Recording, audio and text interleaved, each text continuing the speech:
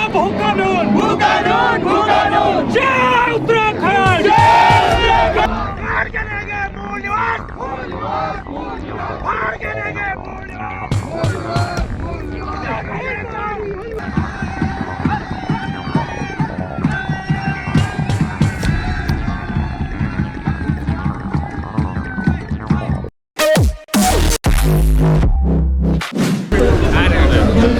आज शहीद स्मारक पर एक बार फिर बोवी आए हैं और इस बार मुद्दा अलग है आपका। बेरोजगार संघ में तो आपका बड़ा नाम है, आप जेल भी गए, तमाम सारी चीज़ें आपके साथ हुई, लेकिन ये मुद्दा कितना अहम है पहाड़ और उत्तराखंड के लिए? देखिए, मुद्दा अलग नहीं है जी, ये मुद्दा बेरोजगारी से जुड़ा हुआ मुद्दा है। मूल निवास की अगर बात करी जाए तो अगर यहाँ के व्यक्ति को किसी दूसरे प्रदेश के सरकारी विभागों में समूह गौ और गौ में नौकरी करने का अधिकार नहीं है, तो यही उत्तराखंड में ही क्यों बाहर के लोगों को यहाँ के सरकारी विभागों के समूह गौ में क्यों अधिकार है नौकरी करने का? दूसरी बात ये बेरोजगारी से जुड़ा मुद्दा है। हमारे लोगों के हकूक मारे जा रहे हैं, उनका रोजगार मारा जा रहा है, इसलिए बेरोजगार संघ आगे आया है। दूसरी बात, अगर मूल भू कानून की बात करूं तो भू कानून में यहाँ के जो संसाधन है उन संसाधनों पर भारी लोगों का अधिकार हो चुका है। हम चाहते हैं कि हमारे संसाधन हमारे पास हो, जिससे हम अपनी माटी बेटी को बचा सके, अपनी संस्कृति को बचा सके।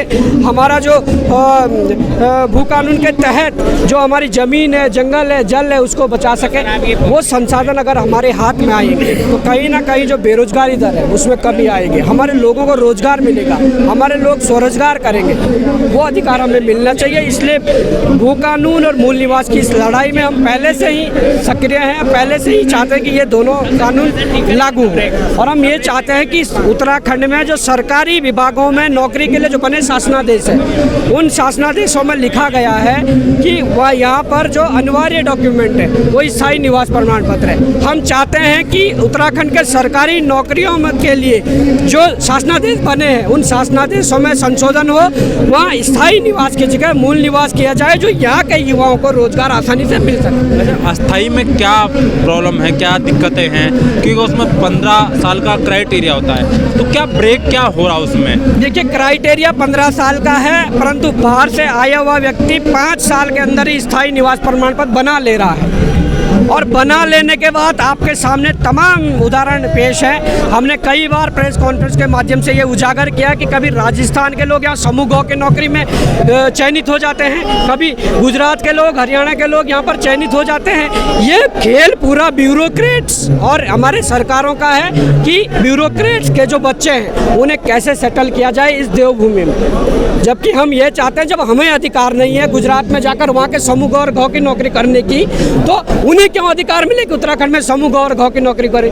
भाई, अधिकार या तो सबके लिए सेम हो। वहाँ हम नौकरी नहीं कर सकते हैं सरकारी विभाग में, पर वो यहाँ आके कर सकते हैं। ये सारा खेल ब्यूरोक्रेट्स ने ये जो षड्यंत्र रचा है, और हमारे नेताओं को दबाव में लेकर हमारे नेताओं को उनका वो नेताओं का माइंड वॉश करके उन्होंने मूल से स्थायी कर दिया है, जिसका फायदा आज देश के तमाम युवा ले रहे हैं, परंतु उत्तराखंड के मूल निवासी नहीं ले पा रहे हैं। ये भू कानून के बारे में आपने पहले भी कहा है, कई दफ़े इसकी जिक्र किया है आपने, और कहा है कि हम सड़कों पर जरूर आएंगे। एक हफ्ते से 15-20 दिन से लगातार इतना सोशल मीडिया पर पोस्ट किया जा रहा है कि हम अब इस पर बात करेंगे।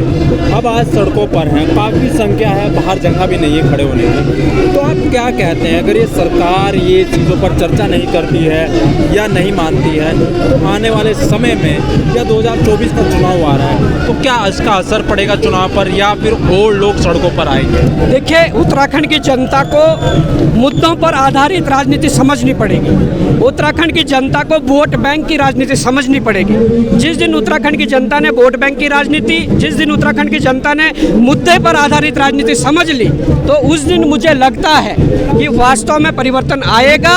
और जो नीति नियंता है, वो नीति नियंता जो विधानसभाओं के अंदर, संसद के अंदर बैठकर इस प्रकार की नीतियां बना रहे हैं, जो यहाँ की संस्कृति को बचाने की, अस्तित्व को बचाने की जो नीतियां हैं, उन नीतियों को विफल कर रहे हैं, उस जगह अगर हमारे लोग जाएंगे तो जरूर उसमें बदलाव होगा। और हम उस लड़ाई को उस अंजाम तक ले जाएंगे और जरूर इस उत्तराखंड की जो अवधारणा थी उसे पूरा करेंगे। धन्यवाद आपका। तो यहाँ पर भूपी पवार लगातार इस बात को कह रहे हैं और उनको बुलाया भी जा रहा है कि वो अपनी बात रखें कि जो बेरोजगार युवा हैं और जो छात्राएं हैं, कहीं ना कहीं उनके ऊपर असर पड़ रहा है कि उन लोगों को रोजगार मिलने में दिक्कतें आ रही हैं, क्योंकि बाहरी लोग 5 साल में ही अस्थायी मूल निवास प्रमाण पत्र बनवा लेते हैं, उसके बाद यहाँ पर सरकारी रोजगार पाने की कोशिश करते हैं। वो वैकेंसी जो निकलती है उनमें फॉर्म भरते हैं और एग्ज़ाम देते हैं और कहीं ना कहीं पास भी कर ही लेते हैं। तो कहीं ना कहीं उत्तराखंड के युवाओं पर उसका असर पड़ रहा है। इस वजह से कहीं ना कहीं ये मुद्दे लगातार उठ रहे हैं। आप देख रहे हैं समाचार इंडिया। नमस्कार।